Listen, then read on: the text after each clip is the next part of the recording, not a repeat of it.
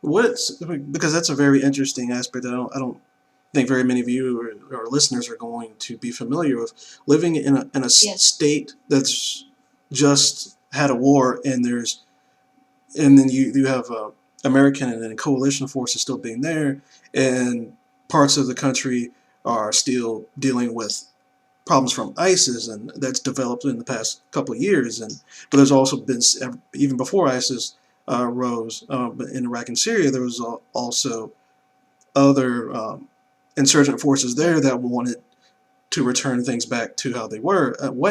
How is that like to being a citizen that is, and you went to university and want to improve your education and want to do so many things? How does that affect your day to day life in Iraq? Um, the thing with ISIS, they claim that they are a Sunni, and we all know that we don't really want to actually name them Muslims, but they claim to be Sunni, and they want to kill Shia people. I don't know. They said that, so we feel we are in danger because we are their number one enemy. And you are Shia, But correct? they, That is correct. yes, Okay. yeah. I live in a Shia base, so probably I can be counted one of them. But the ISIS, they occupied Sunni places, and they couldn't move farther to reach the Shia places, because you know that the Shia had their army, their militia, and they are fighting there now. They are one of the forces fighting ISIS. A year, I think a year ago they started that. So growing up, I didn't really was exposed to ISIS. I didn't see one of them. I just saw them on TV, on the internet. I didn't really know. I didn't really visit Mosul before, and I don't really know what's going on there.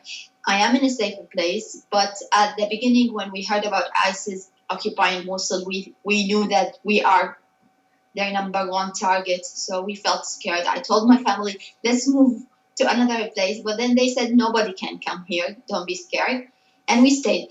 But the news, like growing up in such environment, you feel like you better move out from Iraq. You better go to a safer place, because why it's never safe in Iraq? Why we are trying to live our daily life normally, but we always have these problems?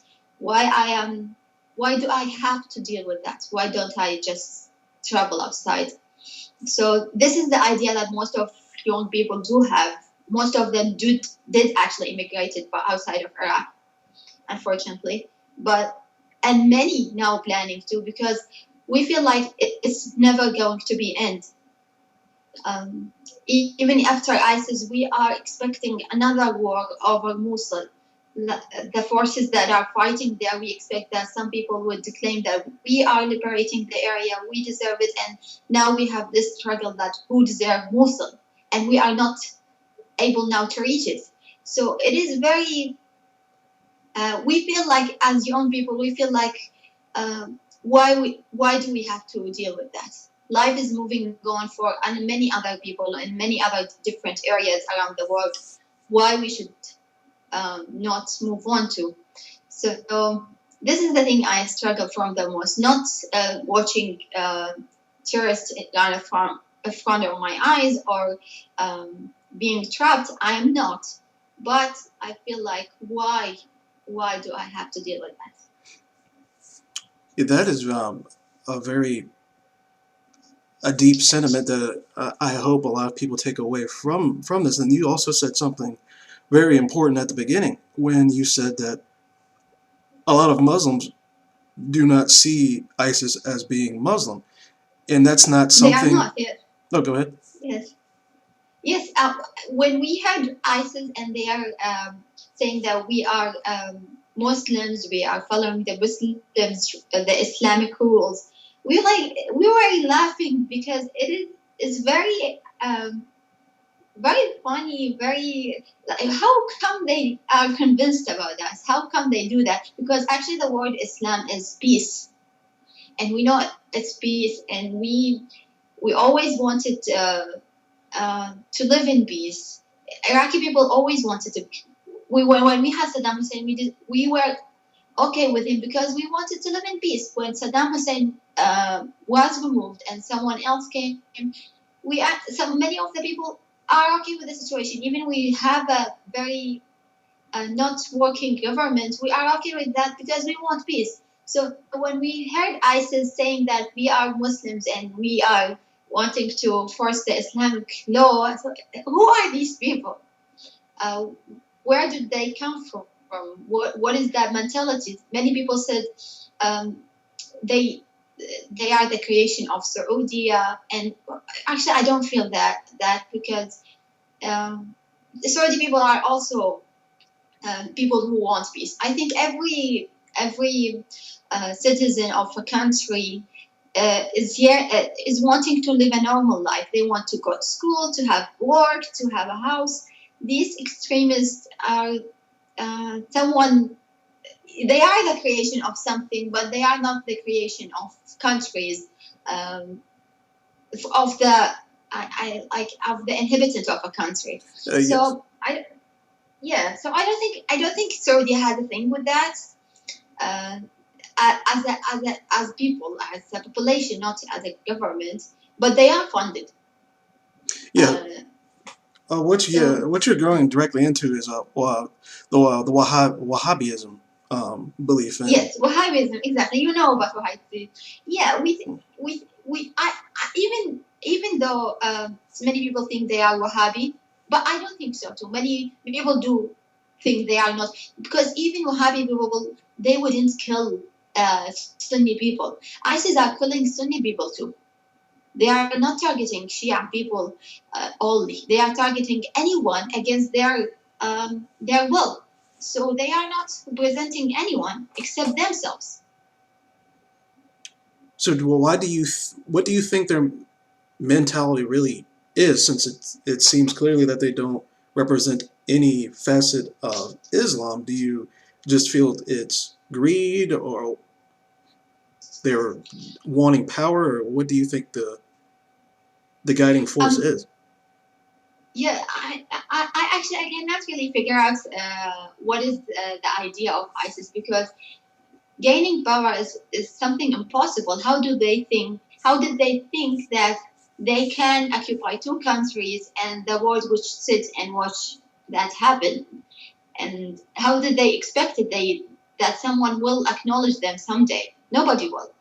So I don't think they are after power. I think they are after eliminating some people.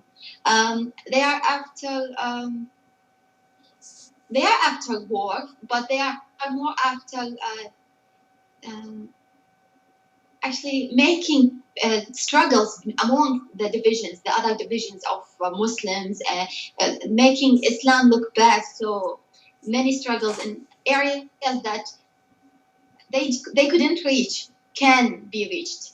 So I think they are more taking the media side, the mental side of all the people around the world. Where they want people to think that Muslims are not really uh, after all peaceful. They want Muslims among themselves to fight each other.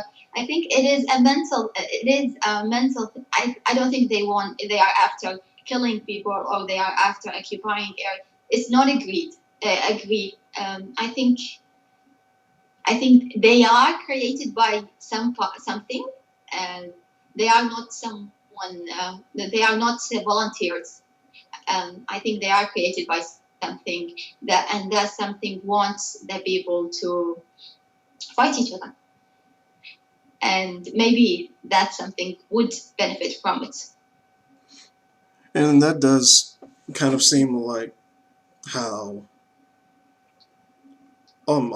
it seems like there's always people that are being used for pawns in wars that benefit a larger Yeah. good, and or not good, but a larger entity, and that's where it's very it's very saddening to see, because ever since ISIS has became globally known, a lot of cases of Islamophobia have increased. I've seen it in the United States, and Yeah. it's been It's been upfront in our presidential campaign, and it's sad to see because I remember even going back to 9/11 when that happened.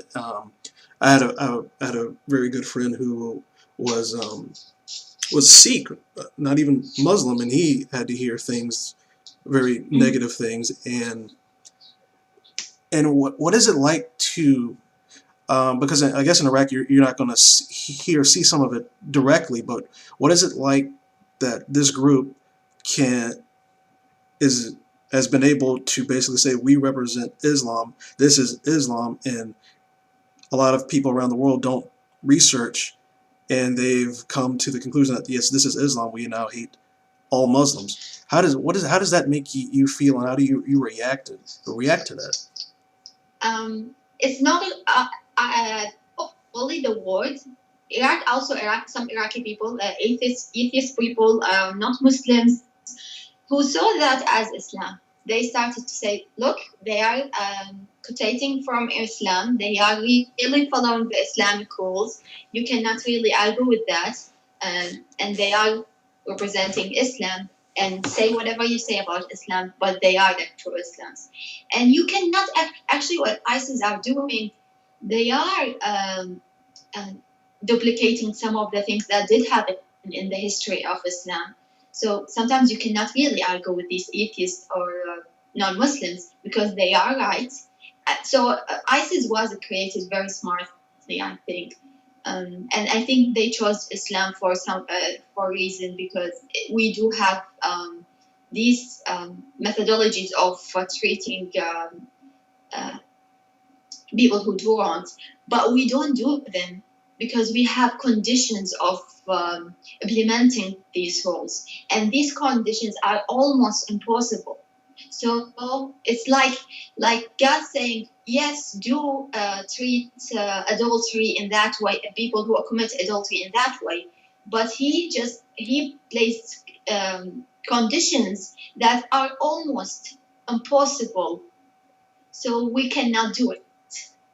So what ISIS are doing, they are following Islam, but they are not following the most important rules about practicing these practices.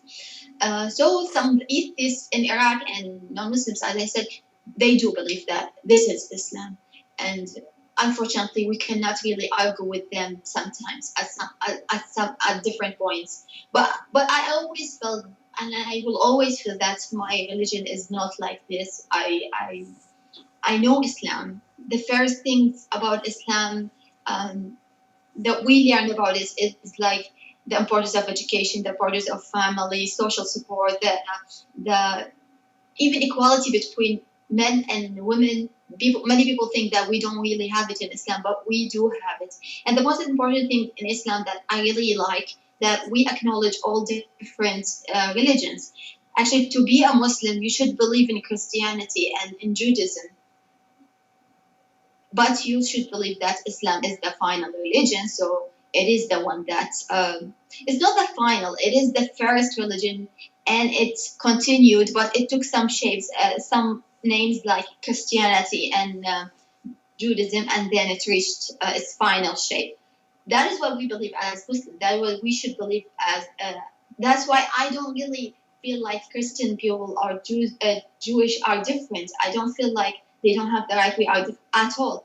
But I cannot really argue a lot with the saying that ISIS is not representing Islam, because they do have some of the things that are in Islam.